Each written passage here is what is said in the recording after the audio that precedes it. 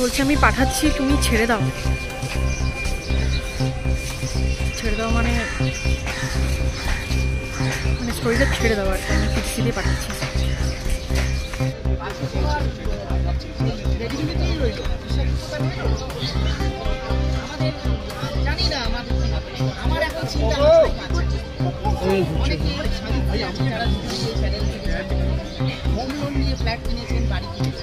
বিভিন্ন আর্থিক কর্মকাণ্ডে তারা জড়িয়ে গেছে। এই অবস্থায় তারা কি করে চাকরি আবার ফিরে পাবেন এই প্রশ্ন সবাই করছে নাকি?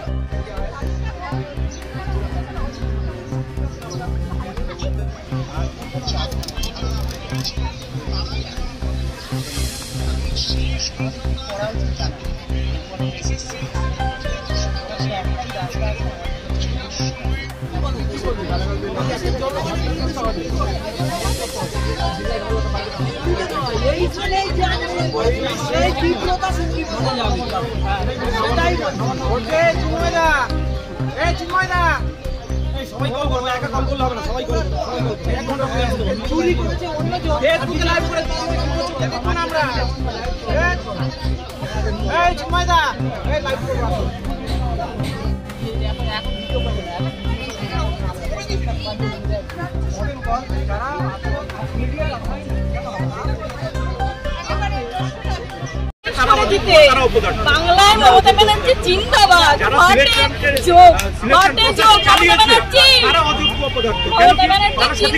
বেঁচে থাকুন এইভাবে আমাদেরকে শেষ করার জন্য। হাততালি আপনাদের জন্য, হাততালি। আমাদেরকে আপনি লাশের পর লাশ দেখবেন, এবার আবার লাশের পর লাশ দেখবেন। এটাই হচ্ছে আপনার অনেক কৃতিত্ব। পুরো বাঙালিকে আমাদের নতুন প্রজন্ম আমাদেরকে পুরো শেষ করে দেওয়া হলো। এবার আপনি খুশি তো? জিতে গেছে তো আপনাদের বাম আমলের প্রতিশোধ নিতে। আপনারা যে খুলে আম দুর্নীতি করেছেন, কি ভেবেছিলেন বাপের উপর বাপ হয় না? দেখে নিলেন তো এবার বাপের উপর বাপ হয়। আপনাদের অন্যায়ের জন্য আজকে আমাদেরকে বলির পাঠা হতে হলো। বলির পাঠা। কোথায় যাবো আমরা? অবশ্যই মমতা ব্যানার্জির ক্যাডারদের জন্য। তারা যদি টাকা না নিয়ে কি করে আসতো এই প্রশ্নটা এত বছর? 2012 সালেও 2012 সালের এসএসসিতেও দুর্নীতি হয়েছে, সেটা চাপা পড়ে গেছে। তারপরে এটা খুলে আমি জানি কোথায় কোথায় টাকা নেওয়া হয়েছে, কারা চাকরি পেয়েছে টাকা দিয়ে। কেন এগুলো কোথায়? যারা সরকার তারা যদি দুর্নীতির সাথে যুক্ত থাকে, আমাদের দোষ কোনটা? আমাদের যে আমরা অন্যায় করি, তারপরে আমরা যে এইখানে এসছি, এই যে অবশ্যই মমতা ব্যানার্জির লোকেদের যারা দুর্নীতি করেছে, তৃণমূলের রেখা হাজার বার তৃণমূলের যারা খুলে আমারও অফার এসেছিল টাকা দেওয়ার জন্য, আমি যাইনি। তৃণমূলের লোকেরা নাম বলে দিতে পারি, আমি নাম বলবো না এখন।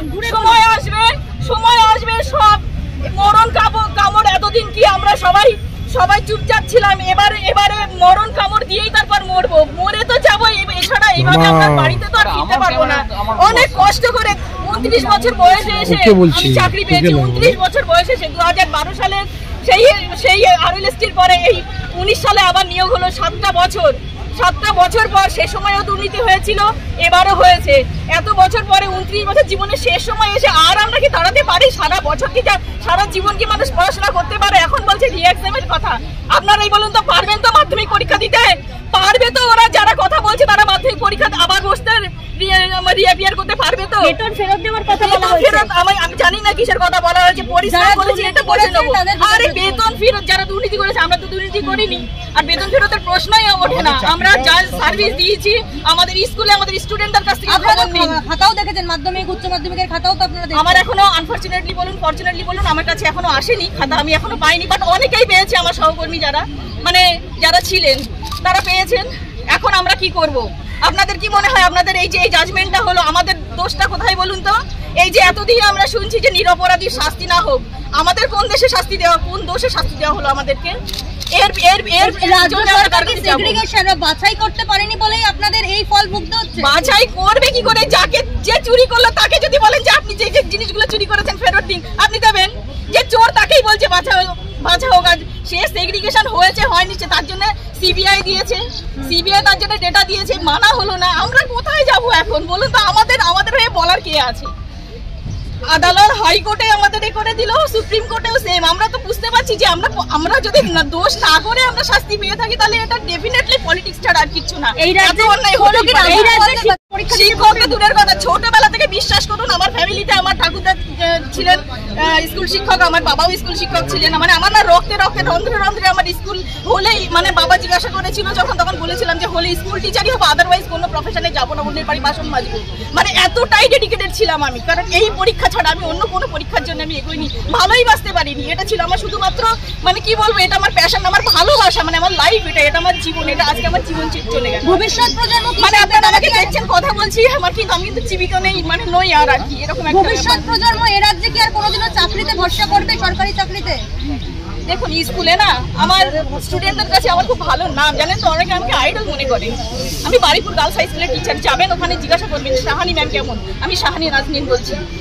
আমি যখন জিজ্ঞাসা করতাম অনেকেই বলতাম আমি আপনার মতো হবো, করবে না, বুকটা ভরে উঠতো। বুঝতে পেরেছেন? এখন কি বলবো বলুন তো? ওদেরকে বলবো যে ভালো করে পড়াশোনা কর বাবা, অন্তত এই রাজ্যে থেকে কি করে বলবো বলুন?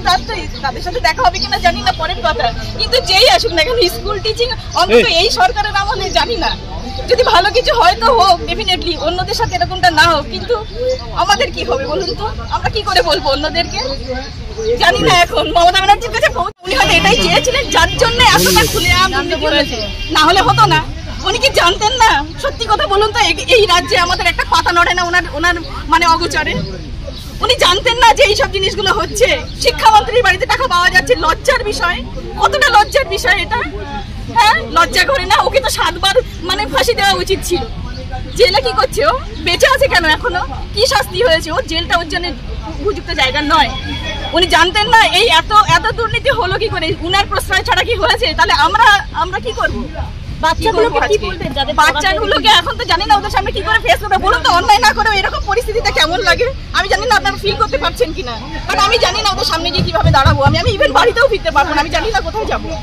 মানে সেই জায়গাটা নেই। বললাম তো অনেক তো সংগ্রাম করলাম, জীবনের অর্ধেকটা মানে দিয়ে দিয়েছি আমি, মানে জীবনটা নিংড়ে যাকে বলে। আমি কোন প্রত্যন্ত জায়গা থেকে মাধ্যমিক পরীক্ষা দিয়েছি, 5 কিলোমিটার দৌড়ে পরীক্ষাতে, এক হাতে ব্যাগ আর এক হাতে ছাতার এক হাতে জুতো নিয়ে 5 কিলোমিটার দৌড়ে পরীক্ষা দিতে গিয়েছি। সেই সময় থেকে মাধ্যমিকে একটা টিউশন পাইনি, সেই সময় ফার্স্ট ডিভিশন পেয়েছি।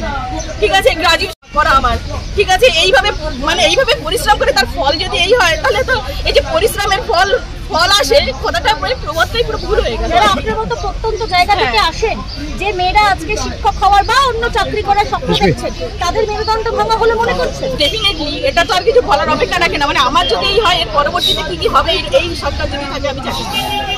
নির্দেশ দিয়েছে মূলত যে কলকাতা হাইকোর্টের যে রায়, সেই রায়টিকে আপেল করেছে এবং সেই যারা টেন্টেড ক্যান্ডিডেট, চিহ্নিত টেন্টেড ক্যান্ডিডেট, তাদের স্যালারি ফেরত দিতে হবে। এই চিহ্নিত টেন্টেড কারা? যারা after expiry of the panel, non listed candidate বা ওএমআর শিট ম্যানিপুলেশনের ফলে যারা চাকরি পেয়েছে তাদের স্যালারি ফেরত দিতে হবে।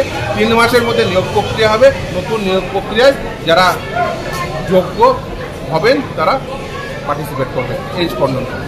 না, সুপ্রিম কোর্ট কি অর্ডারটা এখনো আপলোড হয়নি। অর্ডারটা আপলোড হলে জানা যাবে। অর্ডারের যে অংশটি করে শুনিয়েছেন, যেটুকু বোঝা গেছে যে কলকাতা হাইকোর্টের রায়টিকে মূলত আপেল করেছেন এবং সেখানে পুরো সিলেকশন প্রসেস যেটা বাতিল করেছে সেটা বাতিলই করেছে এবং নতুন নিয়োগ প্রক্রিয়া আগামী 3 মাসের মধ্যে কমপ্লিট। বেতন ফেরত দেওয়ার যে নির্দেশ কলকাতা হাইকোর্টের যে নির্দেশ ছিল সেটাই আপেল করেছে, ফলে বেতন ফেরত দেওয়ার নির্দেশ সেটিও আপেল হয়েছে।